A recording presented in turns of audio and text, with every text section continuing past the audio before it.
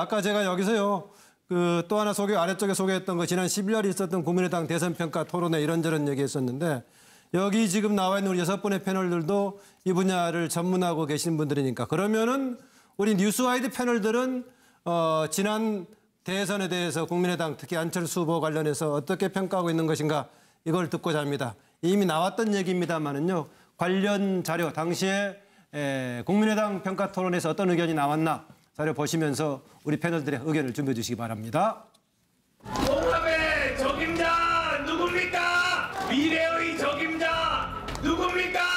진하겠습니다. 서울대 교수로 이직한 것이 특혜입니까? 아니면 권력 실세에 있는 아버지를 두고 있는 아들이 5급 직원으로 채용된 게 특혜입니까? 국회에서 이 문제 해결해야 됩니다. 이런 불공정한 세상 저만이 바꿀 수 있습니다. 약속 지키는 정치 하겠습니다. 판스스 대학원을 같이 다녔던 아주 가까운 사이입니다. 저희 국민의당이 입수했습니다. 문준용 씨로부터 직접 들었다는 증언입니다. 얘기를 해서 어떻게 200조만 내면 된다고 얘기를 했던 것 같은데. 나 가짜 아니다 이 말씀하시는 거예요? 당연하죠. 저희들이 한 명으로부터 받은 게 아니고 복수의 사람으로서부터 확인한 내용이기 때문에 여러 차례 확인이 된 사실입니다. 당시 국민의당에 제보된 카톡 캡처 화면 및 녹음 파일이 조작된 것으로 밝혀졌습니다. 본의 아니게 국민 여러분께 허위 사실을 공표하고 혼란을 드려서 공당으로서 막중한 책임감을 느끼고 정말 송구스럽게 생각을 하고 있습니다. 국민의당 대선 후보로서 책임을 통감합니다.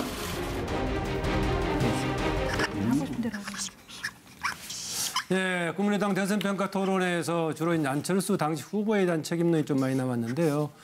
신라대학교 강경태 교수, 안 전 대표가 결자 해지를 위해 정계 은퇴를 해야 한다 이런 주장까지 해가지고 논란을 불러일으켰네요. 이건 아마 최근에 제보 조작 사건과 관련돼서 같이 책임론을 좀 얘기하는 것 같습니다. 노동일 교수, MBN에서 방송도 하고 있죠. 좀 후보의 상품성에 대한 이런 얘기했는데 보니까 이것은 개인에 대한 것이 아니라 당시 대선 국면에서의 아마 후보로서의 역할을 얘기하는 거였는데 당시 조금 대통령으로서의 면모가 좀 부족했지 않느냐 이런 지적도 나왔던 것 같습니다. 당시 이 자리에서 발언을 했던 박상병 교수가 먼저 그때 했던 내용과 포함해서 먼저 좀 얘기를 해 주시죠. 예. 네.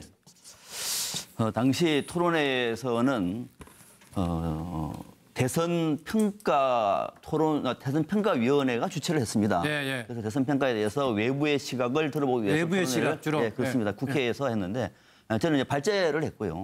그중에 토론하시는 분들이 두 분이 나와서 그건 이제 예정된 발언이 아니죠. 네.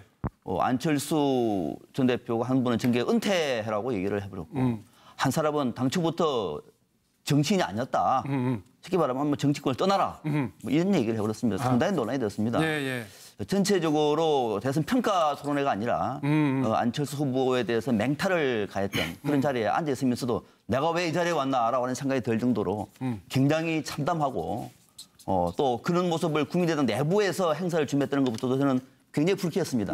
아무튼 우리가 어떤 평가를 할 때는 객관적인 입장이라고 얘기하면 그 객관적인 입장에서 어떤 취지에서 이 토론을 하는지를 좀 눈여겨봐야 될 텐데 보지 못한 점 지금도 유감입니다.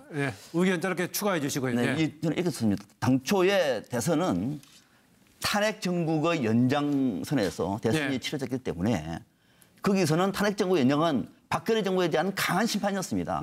누가 보더라도 무슨 더 좋은 정권 교체, 더 바람직한 정권 교체를 고민하는 또 미래를 고민하는 그런 순서가 아니라 정권 교체를 또 확실하게 하기 위해서는 불가피하게 문재인 후보 쪽으로 표가 집중된 것이고 또 홍준표 후보가 양극단을 치고 나오면서 점점 보수층을 견인하다 보니까 중도에 있는 인사들도 이러다가 홍준표 쪽으로 표가 몰리면 큰일인데 라고 했던 사람들까지도 문재인 쪽으로 표가 쏠리는 구조적으로 굉장히 처음부터 힘들었다. 대선 구도가 이렇게 평가를 하고 있습니다. 그 대선 구도가 애초에 한계가 있었다.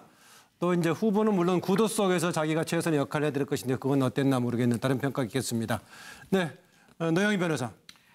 저는 사실은 그 그 국민의당 이번에 대선 참 잘했다고 봅니다. 처음에 매우 그 지지율이 사실은 그 계속해서 답보 상태에 있었어요. 우리 안 후보가. 그랬는데 30몇 %까지 올라가고 전부 신나서 너무너무 즐거운 마음으로 전부 다 이 대선 과정에 동참을 했었다고 생각합니다. 우리 마치 그 섹스피어 그 희곡 중에 한여름 밤의 꿈이라고 너무 화려하고 다이나믹한 활동을 했던 그러한 모습이 연상되는 정도의 저는 이런 대선 과정이었는데요. 한때는 화려할 때가 있었다. 네. 네. 좀 이제 안타까웠던 것은 우리 그 안 후보가 열심히 노력하시고 많이 본인의 그런 컨텐츠나 캐릭터 같은 걸 많이 바꾸시고 한 것들에 대해서는 많이 정말 지지를 보내는데 이제 마지막에 뒷심이 좀 부족했고 또 다른 그 당과의 선명성이 부족했죠. 왜냐하면 이제 이쪽 표도 얻으려고 하고 저쪽 표도 얻으려고 하다 보니까 이제 너무 아우르려고 하다 보니까 결과론적으로는 이쪽 저쪽을 전부 다 내주는 그런 꼴이 됐기 때문에 그런 부분이 좀 아쉬웠었고요. 결론적으로 전체적으로 콘텐츠가 부족했기 때문에 이제 패인이었다고 생각합니다. 그러나 그렇다 하더라도 국민당이 이번에 보여줬던 그런 그 대선에서의 그런 결집이라던가 바람물이라던가 이런 것들은 매우 주목할 만하고 앞으로도 또 열심히 노력해서 우리들 또 지향해 가야 될 바이기 때문에 그 점에 있어서는 높은 점수를 주고 싶습니다. 네, 이정훈 실장. 꿈은 모두 꿈은 이루어진다. 지난번에 월드컵 때 우리 그 붉은 악마의 구호였는데 꿈이 이루어지지 않는 경우도 있습니다. 그 꿈이 동상이몽일 때는 이루어지지 않겠죠. 사실 지난번에 안철수 후보가 뚜벅이 유세를 할 때 언론은 지지를 보냈는데 당에서는 굉장히 곤혹스러워했다는 거죠. 당이 전체적으로 한 마음으로 그런 어떤 이 유세를 지원해야 되는데 혼자서 후보자가 저렇게 별개로 가니까 당 전체의 어떤 그 이 유세, 그러니까 지원 유세가 마비되는 그런 결과를 낳았는데 이번에 박지원 전 원내대표가 이번 사건을 설명을 하면서 기자들 앞에서 이런 표현을 썼어요. 이유미 씨와 이순서 전 최고위원과 이용주 의원을 향해서 어떻게 표현을 했냐면 저 사람들이잖아, 저 편이잖아. 편을 말씀하셨거든요. 그러니까 편을 그때 이렇게 말씀하신 그 내용을 보면 안철수 쪽 사람들이었다. 그러니까 우리더러 어떻게 하라는 얘기냐. 내가 어떻게 했을 것 같으냐. 이렇게 표현하시는데 내부를 들여다보면 그런 편이 있었던 게 아니냐. 그래서 한 마음으로 사실은 해도 사실 그때 이 지지율이 떨어지고 있었는데 한 마음이 아니지 아니었느냐. 이번에 그 모습이 보여진 게 아니냐. 이렇게 보입니다. 네, 이재근 교수. 네, 저는 그 국민의당이 한 역할은 크다고 봅니다. 사실상 지금 4당 체제지만 사실은 3당 체제를 정립한 거죠. 그리고 다당 체제를 만들었습니다. 그런 의미에서 저는 국민의당이 빨리 이 수렁에서 벗어나기를 간절히 바라는 마음이고요. 안철수 후보가 오늘 사과한 부분은 국민적 평가가 뒤따를 것이지만 여기에 연연할 것이 아니라 저는 국민의당한테 우선 조언을 하고 싶어요. 지금 당장 이 수렁에서 벗어나는 방법 두 가지. 첫째, 전당대회 국면으로 전환을 하고 새 체제를 빨리 만들겠다는 그런 그 자세를 당이 집중을 하고 두 번째 저는 오히려 국민의당이 이럴 때 국회 정상화를 전격 결정을 하는 겁니다.